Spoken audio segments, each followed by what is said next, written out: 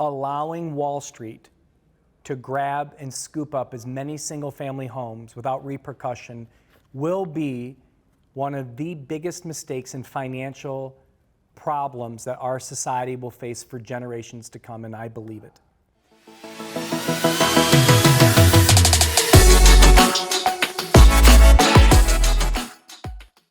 People need home ownership to create wealth.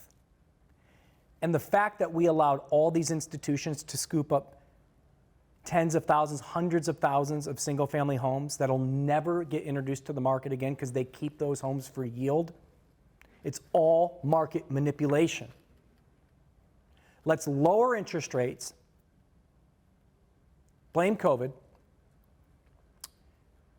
then have Wall Street over the past 2 years grab an excess of 200,000 plus single-family homes in almost every market of the country, raise appreciation 20 to 25% across the nation, and over a period of 2 years, 30 to 40%, pricing homeowners or would-be homeowners out of the market, and even those that could purchase a home, still with pricing the way it was, beat them through higher cash offers so they can't compete, and now raise interest rates to 6.5%, 6.25%, to where now they can't credit qualify or they can't financially qualify because their DTI is too high. Wow. So now, what are consumers forced to do? They're forced to rent homes that were purchased by Wall Street. And so therefore they can continue to raise rents because now they can never buy. It's garbage. I've been saying it for years. Why should end users have to suffer from investors, and especially investors that buy bulk properties like this? Why wasn't there regulation? Do you know 1/3 of the homes in Texas bought last year was from Wall Street? I had a couple buddies send me that. 1/3. 1/3 of every home bought in Texas was from an institutional investor.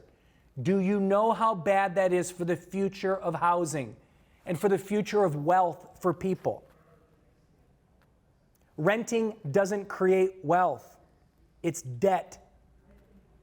And most people can't save enough in their daily jobs to create enough wealth to retire or to put their kid through school.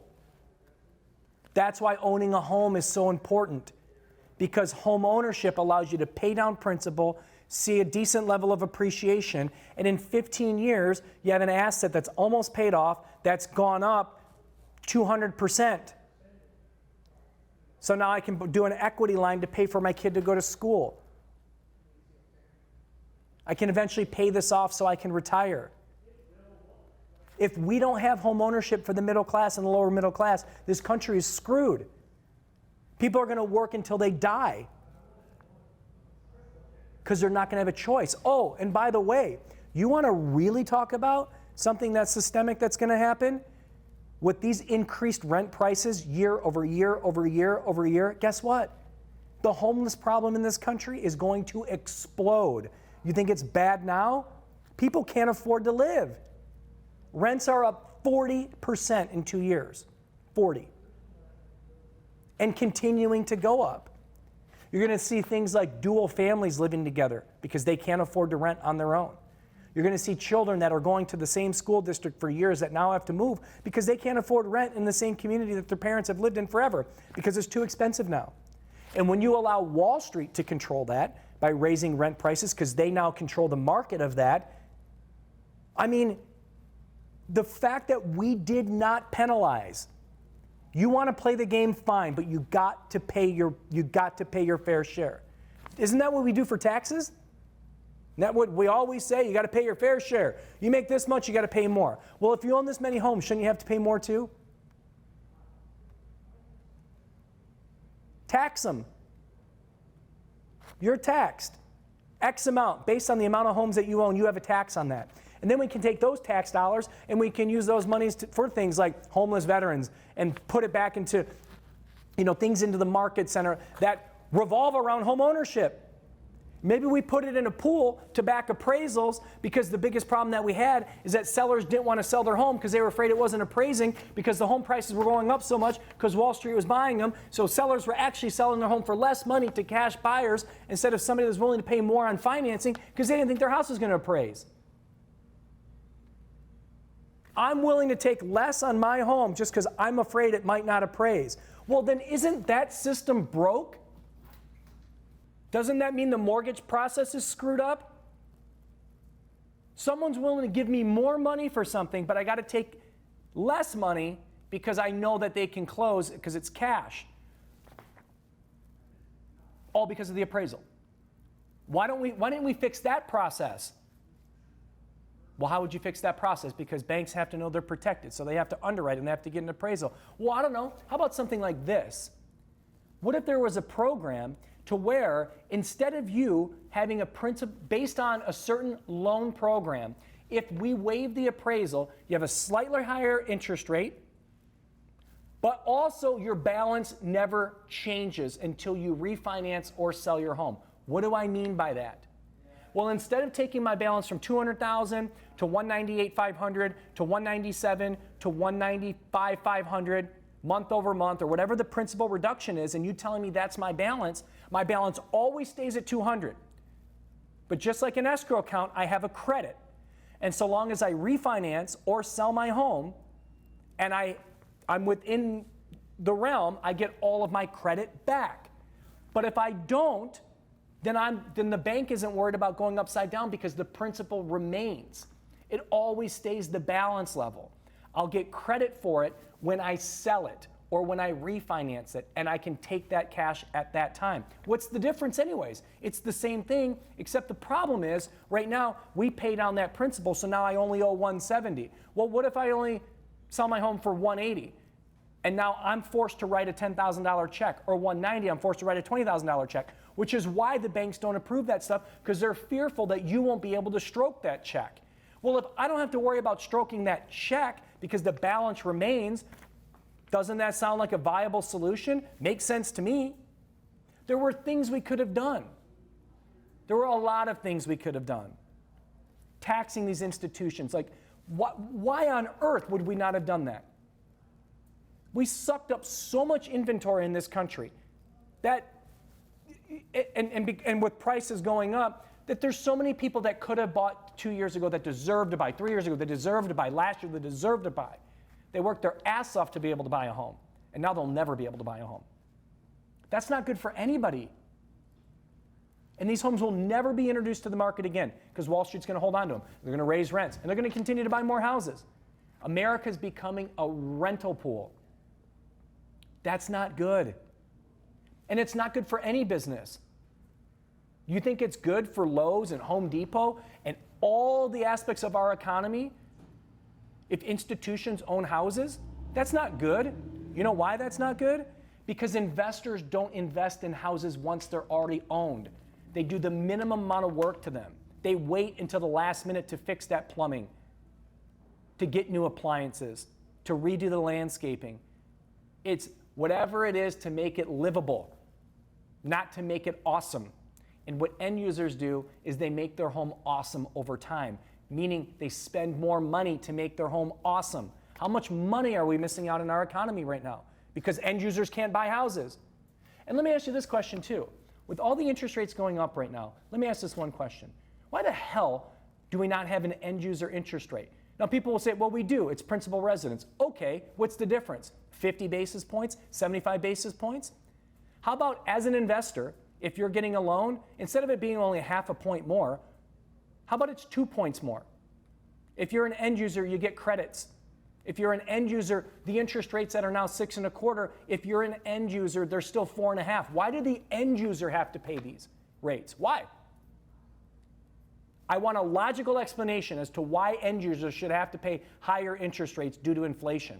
That's backwards. We should enhance them to want home ownership to combat inflation so they can put money back into the markets. That's the dumbest thing I've ever heard. Now you want to hit investors, long-term investors, institutional investors, great, hit them.